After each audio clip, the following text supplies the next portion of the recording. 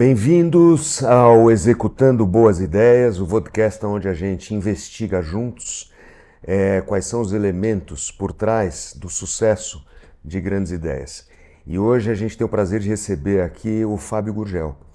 O Fábio, além de ser uma das pessoas que eu respeito e admiro muito, tem uma história de execução desde lá de trás impressionante, e é isso que ele veio dividir conosco hoje. Então, Fábio, enorme prazer estar com você aqui. Uma honra, Geraldinho. Prazer estar contigo. Seja bem-vindo. E Obrigado. eu queria começar contando um pouquinho da tua história. Né? Você é um cara que veio do Rio de Janeiro, começou no jiu-jitsu muito cedo, competindo, virou um grande competidor de jiu-jitsu, tem histórias maravilhosas, a gente pode explorar elas, se transformou num grande professor de jiu-jitsu, e depois virou hoje o que eu reputo como sendo o maior educador de jiu-jitsu e de gestão de academias que eu conheço, né? Com mais de 300 filiais espalhadas em 20 países, de um negócio que você teve a iniciativa e a ideia de começar lá atrás. Então eu queria começar falando um pouquinho da tua história de competidor, de como você começou dentro do esporte. Muito legal. Vou tentar resumir, porque já são muitos anos, né? Mas eu comecei jiu-jitsu com 13 anos de idade. Eu brinco com o meu job to be done no jiu-jitsu era parar de apanhar do meu irmão. Né? Eu tenho um irmão mais velho, 4 anos que eu, e a gente brigava todo dia em casa. Eu falei, cara, preciso dar um jeito nisso, né? E aí eu descobri o jiu-jitsu e a eficiência do jiu-jitsu realmente me encantou. Eu larguei todos os esportes que eu já tinha feito e comecei a enveredar por esse mundo da luta. Comecei a competir, comecei a ter sucesso. E com 15 anos, eu tive uma... Na verdade, meu irmão estava tendo uma conversa com meu pai sobre futuro, sobre trabalho. Ele tinha acabado de entrar na faculdade de engenharia na PUC, no Rio de Janeiro. E eu estava de papagaio de pirata naquela conversa. E meu pai, de repente, vira para mim e fala, e você, vai fazer o quê quando crescer? Eu tinha 15 anos, eu falei, jiu-jitsu. Ele deu uma leve risada e falou, não, tô falando de trabalho. Eu falei, eu também. Ele falou, bom, se você quiser fazer jiu-jitsu, você precisa pensar como é que você vai ser diferente e ter consciência de se você pode realmente ser bom nisso. Então eu cresci com essa coisa na cabeça de que eu deveria fazer as transições necessárias na minha vida se eu quisesse continuar vivendo de jiu-jitsu. A primeira e mais óbvia era, obviamente, ser bom, melhor que eu pudesse ser, e depois me transformar num bom professor. Porque esse era o caminho que eu via, era onde meu professor estava e aquele era o meu espelho, né? Eu queria saber, falou, se eu tiver uma vida igual ao do Jacaré, tá bom para mim. E eu comecei muito cedo a ajudá-lo. Jacaré, que era o teu professor. Meu professor era e continua sendo para Era sempre, e continua né? sempre. Virou meu sócio e a gente tá junto aí nessa jornada há mais de 40 anos. Que é um faixa preta do Rose Gracie. Ele é o último faixa preta graduado pelo Hollis. O Hollis faleceu em 82 num acidente trágico de asa delta, com 33 anos de idade. Ele graduou o Jacaré em fevereiro e ele faleceu em junho, ou em outubro, uma coisa assim. Porque o jiu-jitsu foi trazido para o Brasil pela família Gracie, que popularizou e veio lá de Belém para o Rio de Janeiro, trazendo o jiu-jitsu na bagagem. Né? Ele vem na migração japonesa, né? Existe uma migração japonesa que tá conectada, na verdade, no início da Era Meiji, quando acaba o shogunato e o Japão se pacifica.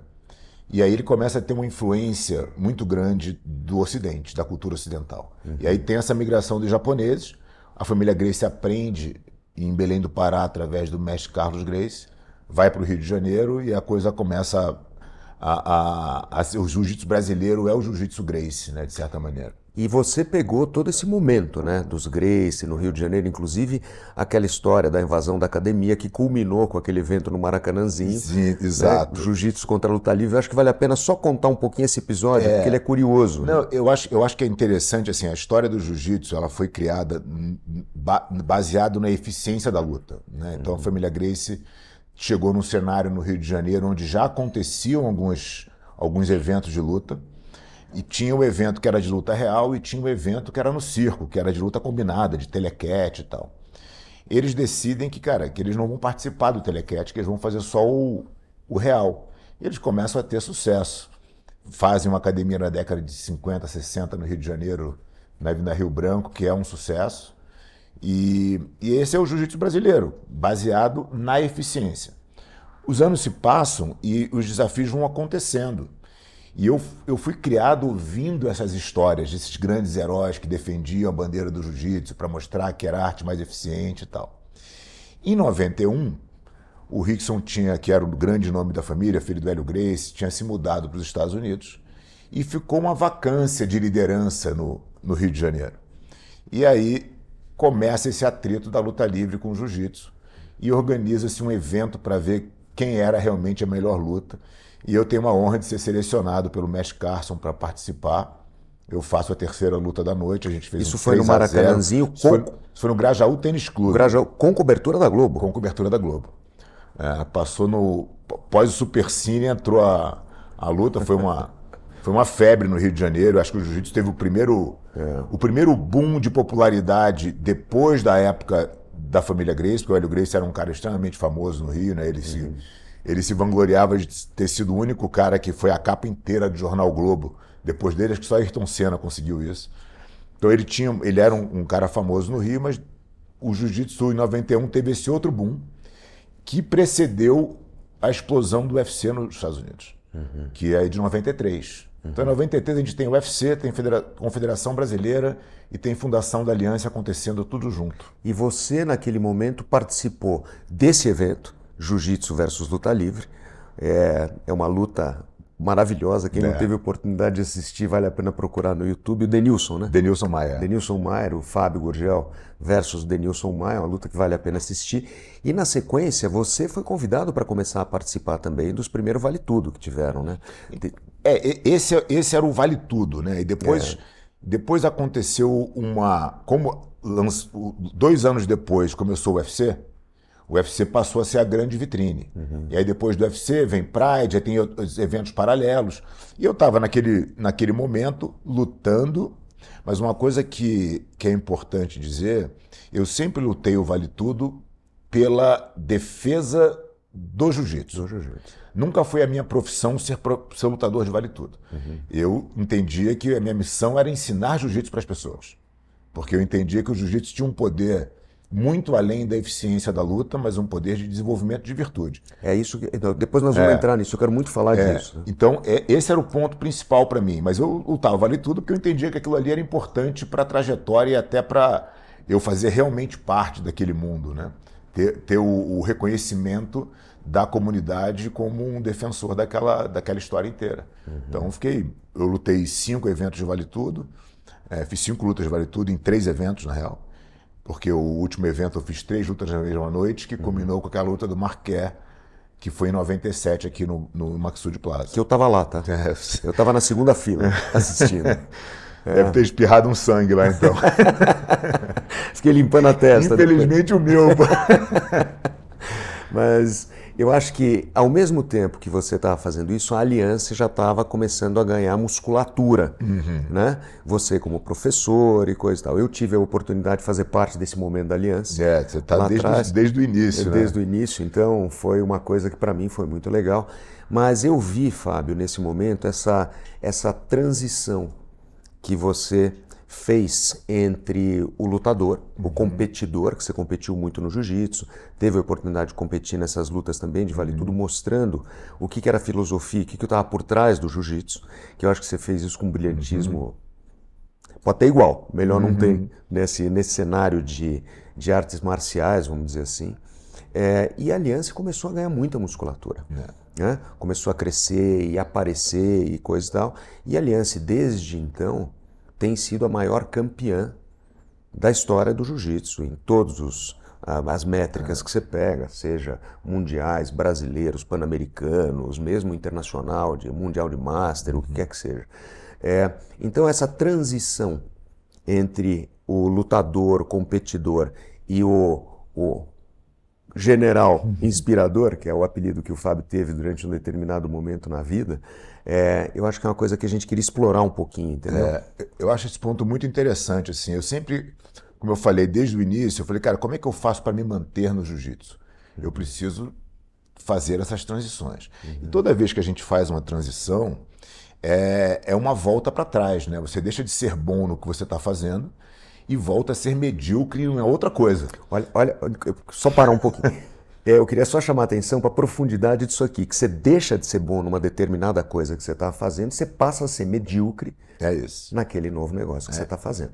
Então tem que ter muita coragem para fazer isso. Né? E aí, assim, me tornei, fui 4 vezes campeão mundial na faixa preta, me tornei um ótimo atleta, né? Como professor, existem outras questões muito maiores do que você olhar só para si, né? Você começar a cuidar do outro, que eu acho que no final foi a minha missão, mas e é até hoje. Mas o ponto é, eu não sabia fazer aquilo. Então eu tive que me desenvolver como professor. Quando eu comecei a entender que eu falei, pô, acho que eu estou acertando agora, né? Pô, meus alunos são todos campeões, a gente está conseguindo fazer uma equipe muito vitoriosa e tal. Eu falei, bom, legal, mas eu não entendo nada de gestão de academia. E se eu continuar nisso aqui, tem uma cascata logo ali na frente, porque eu preciso fazer esse negócio ser profitable. Se isso não for, ninguém vai continuar esse negócio, né? Vai morrer em mim. Eu não quero que isso aconteça.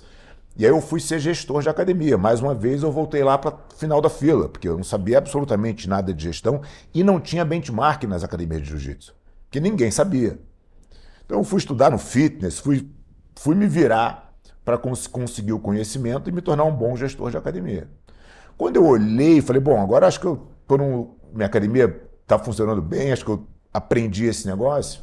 Eu olhei para a Aliança e falei, bom, mas a gente já é gigante. A gente já está em um monte de lugar. Como é que a gente faz para organizar todas essas? Mais um desafio, né?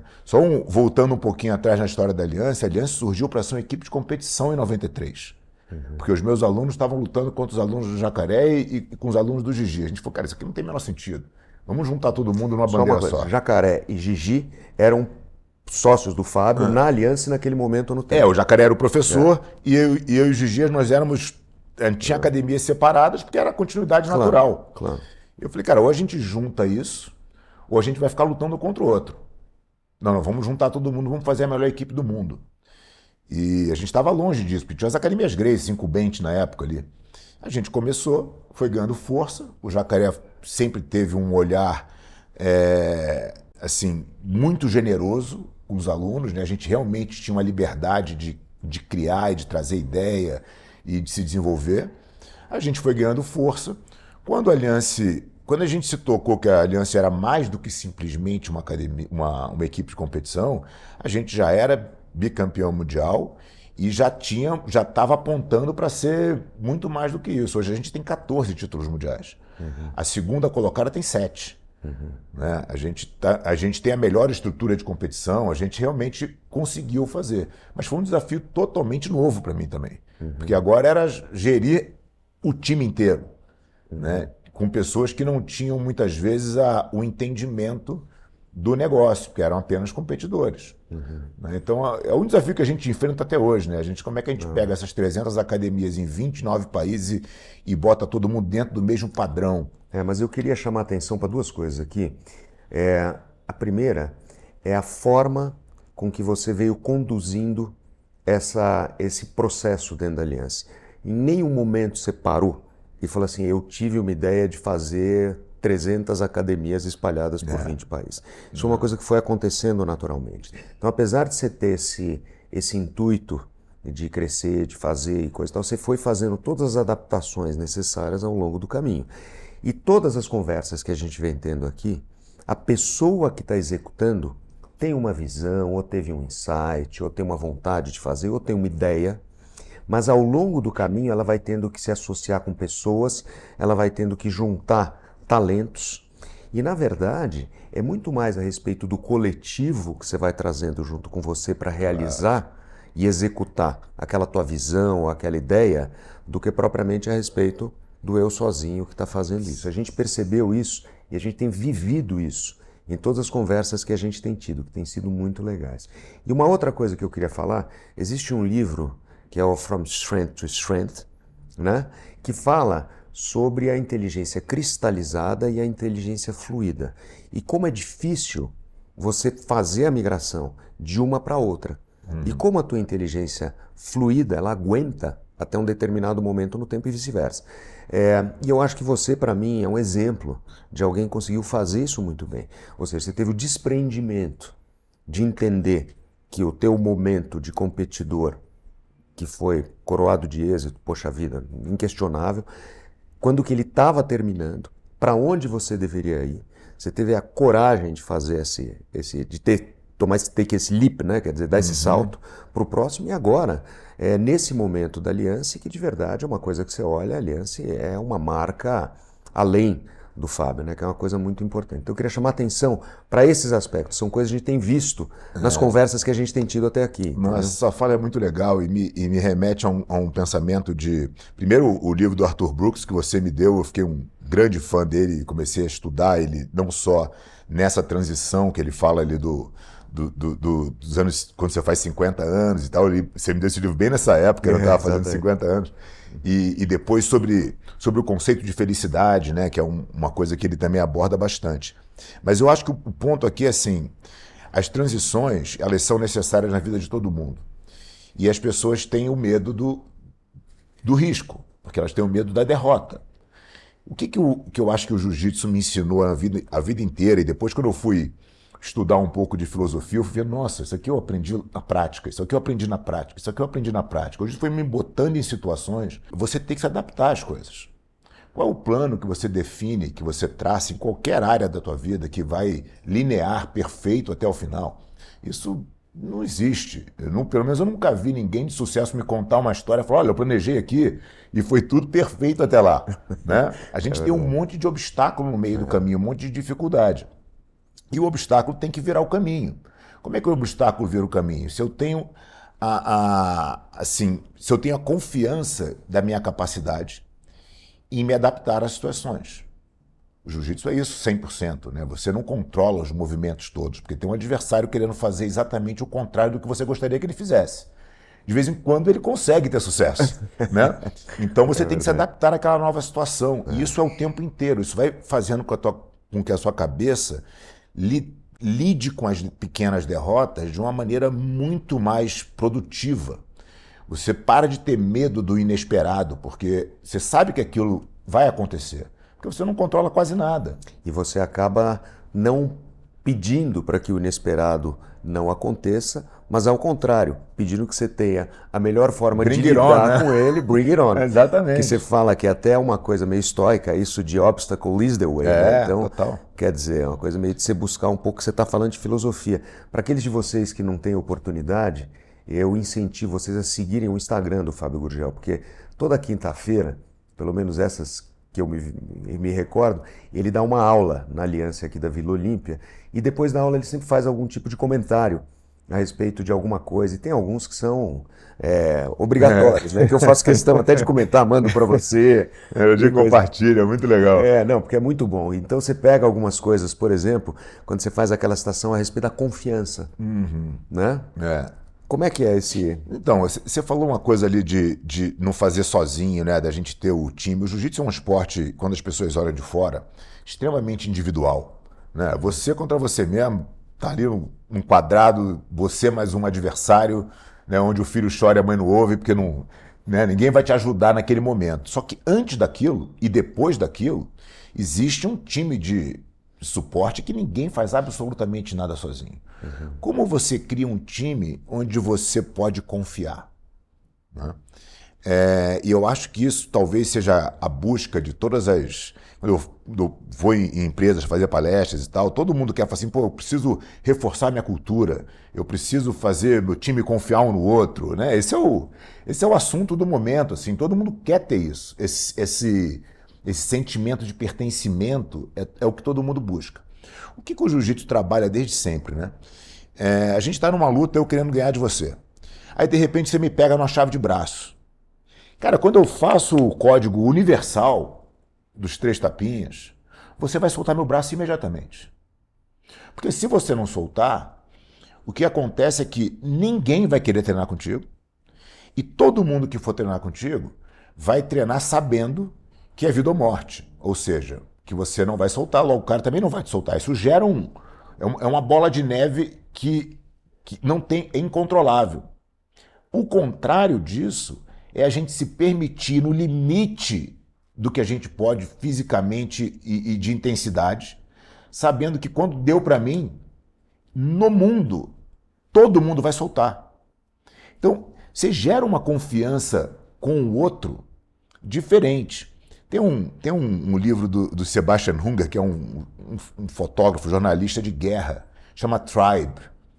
E ele traz uma questão dos combatentes americanos quando voltam da guerra. E ele fala o seguinte, fala, olha, por que tem o transtorno, né, pós-guerra e tal, se dá por uma dificuldade das pessoas criarem um vínculo como existe na trincheira. Você está na trincheira de guerra, a tua vida está na minha mão e a minha na tua. Cara, quando o cara volta para a sociedade, não existe mais esse tipo de relação. Ô, Fábio, eu queria só fazer um comentário aqui.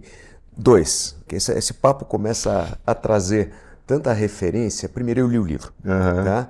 E é interessante porque ele fala isso também dos índios, quando iam para a civilização, que se matavam, e das pessoas que os índios, né, naquele momento chamasse índios, né, levavam para a civilização deles no oeste americano, que eles queriam ficar lá e não queriam voltar para a civilização, as pessoas brancas e coisa e tal, né, porque eles se sentiam dentro desse padrão de acolhimento. Levando isso para as empresas, uma coisa muito importante é o seguinte: eu vejo que as culturas que melhor performam dentro das empresas, o cara não está performando por causa do salário, do reconhecimento do chefe, ele está performando porque ele quer ser merecedor do respeito e do orgulho do cara que está do lado dele. Do reconhecimento. Porque ele respeita o cara que está do lado dele, ele se orgulha de estar trabalhando naquele ambiente do cara que está do lado, e ele quer dar o seu melhor para ser merecedor daquele respeito. Então, assim, quando você pega uma cultura que realmente está thriving, ou seja, um negócio que está crescendo e ganhando e conquistando, repara que é isso que você percebe, é um círculo virtuoso que cria. E no tatame, a gente percebe isso também. Eu quero ser merecedor, eu não quero ganhar. Eu quero ser merecedor do respeito das pessoas com as quais eu estou treinando. Exatamente. Entendeu? E, poxa vida, é isso. E outra coisa que eu queria dizer é o seguinte: a gente fez algumas citações estoicas. E tem uma delas que fala o seguinte, eu acho, não sei se é Sêneca, alguém que falou, ele falou: pobre daquele que nunca passou um grande perrengue porque ele não teve oportunidade de testar os seus limites. Exatamente. Né? Exatamente. Que é o que você acabou de mencionar aqui agora. Poxa então, vida. cara, acho que uma das primeiras coisas que o jiu-jitsu te ensina é é você entender a sua capacidade. Que as pessoas não têm absolutamente nenhuma noção da sua capacidade física. E depois da física, claro, começa a vir a emocional. Como é que você lida sob pressão? Como é que você lida com uma situação onde alguém está querendo te estrangular nas tuas costas e, né? Assim, você começa a subir a barra do desconforto e você é obrigado, através da técnica, a se concentrar no seu melhor movimento possível. Né? Que é a única coisa que importa de fato, porque o que adianta você ficar... A gente tem uma questão, né? O ser humano é o único que consegue criar uma linha do tempo. Você está no passado, mas você também consegue projetar o futuro. Esse projetar o futuro é muito legal, mas ele te traz uma série de problemas, porque a ansiedade está lá. Né? E você fala, pô, o que será que vai, né, lá na frente acontecer e tal? Se a gente não vive o presente e a gente não consegue agir, esse pensamento futuro, essa ansiedade, muitas vezes, ela nos congela. Agora, se eu estou com alguém nas minhas costas querendo me estrangular e eu tenho uma técnica possível para fazer que me tira daquela situação, é só naquilo que eu deveria pensar. Né? E se eu quero naquela posição tão ruim, isso teve um processo, alguns passos eu errei para chegar ali. Não é nem justo que eu saia em um. Então eu preciso ir melhorando a minha condição, né? Sem a pressa de querer voltar para onde você estava antes do erro. Né? Então você vai, cara, se eu arrumar a sua rota.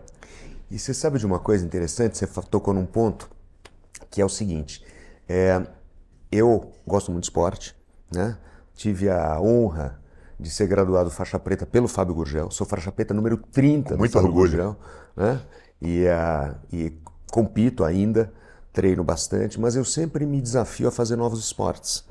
Eu acabei, ano passado, eu resolvi aprender a fazer wingfoil, por exemplo, que foi um negócio super difícil. Eu apanhei durante 1 ano e meio, passei 1 ano e meio lavando vela, a resiliência do caramba, coisa e tal. Mas uma coisa que eu aprendi nesse processo foi da gente ser gentil conosco. Entendeu? Porque se você começa a se cobrar e ter aquela vaidade de falar, eu tenho que fazer, eu tenho que mostrar que eu estou fazendo, que eu já. Você não vai chegar em lugar nenhum. Você só vai conseguir caminhar para frente a partir de que você realiza o lugar que você está. Senão você não consegue ir para lugar nenhum. Sem dúvida. Você só pode dar o primeiro passo a partir do momento que você está em algum lugar e que você tem essa realização. E no jiu-jitsu é super interessante isso. Não, a gente começou meio junto. Você começou a fazer o windfoil e eu comecei a surfar. Né? A gente começou meio que na mesma época, um ano e meio atrás e tal. E foi isso mesmo, a dificuldade de você aprender algo novo e não querer projetar que você vai ser o... Né? Cara, você vai no teu limite, vai fazendo, mas você vai fazendo consistentemente o que te melhora. O que eu posso fazer agora? Eu posso fazer isso aqui, então eu vou fazer. Né? Que é diferente, e eu entendo o ponto que você disse de ser gentil com você no sentido de não se cobrar, mas também de ter um prazer pelo sacrifício que hoje é meio que menosprezado. As pessoas acham... Isso é uma coisa que o Arthur Brooks fala muito, né? As pessoas acham que elas devem ser felizes naturalmente, que o mundo deve fazer elas felizes e que alguém deve alguma coisa para elas. Né? Ao contrário de falar assim, não, o que eu posso fazer? O que eu posso me sacrificar? Que dificuldades eu devo impor à minha vida? Porque quando você impõe dificuldades à sua vida, você está, na verdade, deixando de ser escravo das suas paixões. Né? Eu não fico deitado na cama porque é gostoso. Eu levanto da cama porque eu tenho uma missão para cumprir. Né? Eu não... Você deixa de ser escravo das suas paixões. É muito bom, isso é muito profundo. Porque esse é o vício. E o vício é exatamente o oposto da virtude. A virtude você só conquista com sacrifício. Não tem outro jeito. Né? Você não vai ganhar as coisas que têm valor de fato se você não fizer por onde não se sacrificar. Você não vai ter um corpo saudável se você for no prazer do Sunday. Entendeu? Vai dizer que não é gostoso com uma colherada de sopa? Lógico que é gostoso. Mas se você ficar escravo das suas paixões, você vai pagar um preço muito caro por isso. E eu acho que a sociedade, nesse momento que a gente vive, precisaria de um pouco mais de predisposição ao sacrifício. E é isso que a gente tenta colocar nos nossos alunos, nos nossos praticantes, nos garotos que estão acostumados com todas as facilidades do mundo, né? O take for granted everything. Né? O cara está acostumado, o cara pega o telefone e funciona, o cara liga o interruptor, acende a luz, né? Mas assim, como é que você vai buscar as coisas que... Não é o que o mundo vai estar fazendo por mim hoje para fazer com que a minha existência seja mais prazerosa. Se ele não fizer amanhã, entendeu? E esse é um aspecto interessante. A gente tem tido várias conversas aqui com um monte de gente a respeito de alguns segredos por trás de uma execução, né? Que bem sucedida, que deu certo, de alguma iniciativa de ideias, a gente já falou disso, mas tem muita coisa a respeito da gente mesmo. O quanto a gente pode estar entrando e se cobrando e fazendo e se mostrando participativo desse momento que a gente está tendo para conseguir levar a gente mesmo, né? Porque no final das contas a gente é um projeto em constante mutação. E se você não fizer isso por você, quem que você está inspirando? Que liderança é essa que não faz? Né? Você é inspirador porque você faz as coisas. As pessoas olham e falam, pô, cara, eu queria estar perto, eu queria fazer o que o Geraldo faz, eu queria ter essas ideias, eu quero estar perto, eu quero né, aproveitar desse momento. Eu fui privilegiado, eu já te falei isso várias vezes, assim. A gente treinou junto muitos anos, a gente fez aulas particulares, já sei lá quantos anos seguidos.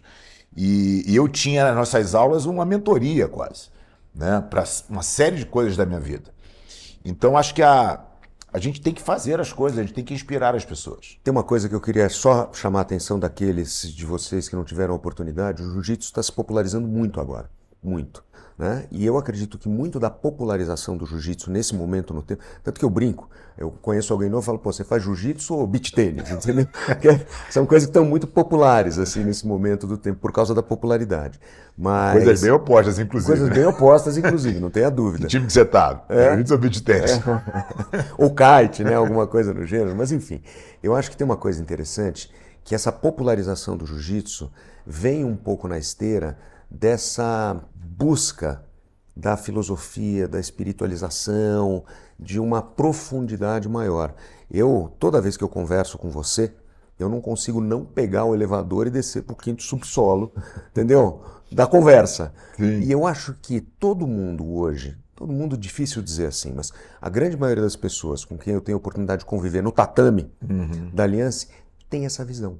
Sim. Tem esse cuidado, essa atenção. Como é que eu posso aprender alguma coisa disso aqui que eu fiz? O que que eu posso fazer para me tornar uma pessoa melhor no tatame, fora do tatame?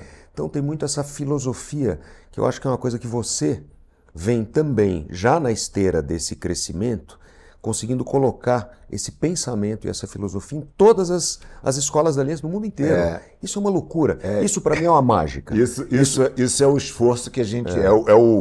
Quando a gente pensa num sonho grande, eu acho que é esse, né? De fazer com que todos os profissionais de jiu-jitsu, de certa maneira, se conscientizem que eles têm na mão uma ferramenta de desenvolvimento de virtudes, né? Que eles podem realmente ajudar as pessoas. E ajudar as pessoas é convencê-las e conscientizá-las de que elas precisam se esforçar, que as coisas não vêm fácil e o que vem fácil não presta. Né? Então, como é que a gente faz para ter essa predisposição a fazer coisas difíceis?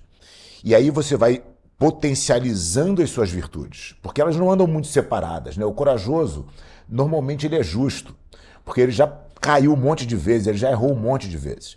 Ele entende que ele tem que buscar sabedoria, ele entende que ele tem que ter temperança, que ele não vai ser um cara reativo a tudo, que ele vai aceitar o que vier na frente dele. As virtudes elas estão o tempo inteiro se desenvolvendo simultaneamente. E o Aristóteles dizia o seguinte, que o homem deve buscar é eudaimonia. Eudaimonia é a potencialização de todas as virtudes ao seu limite, que é o que te levaria o mais próximo do divino. Né? E eu acho que é isso que a gente tem que buscar na vida. A gente está fazendo o que aqui? Gente, eu fico arrepiado depois dessa conversa toda. Mais uma vez, queria agradecer a todos vocês que estão aqui, a presença do Fábio Gurgel, que é sempre inspirador a gente está tendo essa conversa. E espero vê-los em breve nos próximos episódios que a gente tiver aqui com esse mesmo nível de conversa. Muito legal. Pena que acabou. Fabião, obrigado. Valeu, obrigado.